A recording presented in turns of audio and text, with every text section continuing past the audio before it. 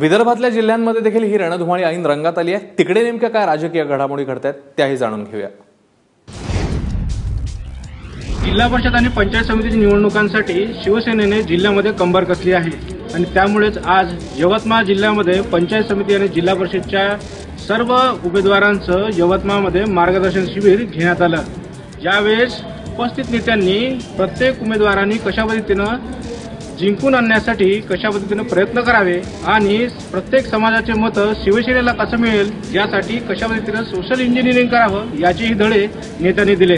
विशेष म्हणजे ज्यावेळेस उमेदवारांनी जिल्हा परिषद आणि पंचायत समितीसाठी मत मागताना डोक्यावर बर्फ, तोंडात साखर आणि पायाला भिंगरी ठेवून नम्र राहून मत मागावे आणि यामुळे जिल्हा परिषद आणि पंचायत समितीमध्ये शिवसेनेच्या उमेदवाराचा विजय निश्चित होईल असंही सांगितलं।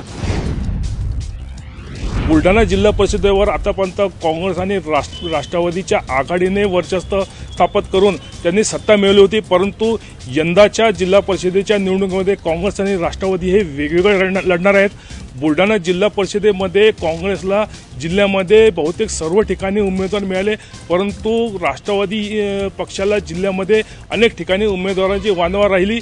तर भारतीय जनता पार्टी आणि शिवसेना हे वेगवेगळे लढत आहेत। बुलढाणा जिल्ह्यामध्ये घाटाखाली व घाटावर असे दोन भाग आहेत। घाटाखाली भाजपाचं चांगलं वर्चस्व आहे, त्यामुळे या भागामध्ये शिवसेनेला चांगलीच कसरत करावी लागणार आहे।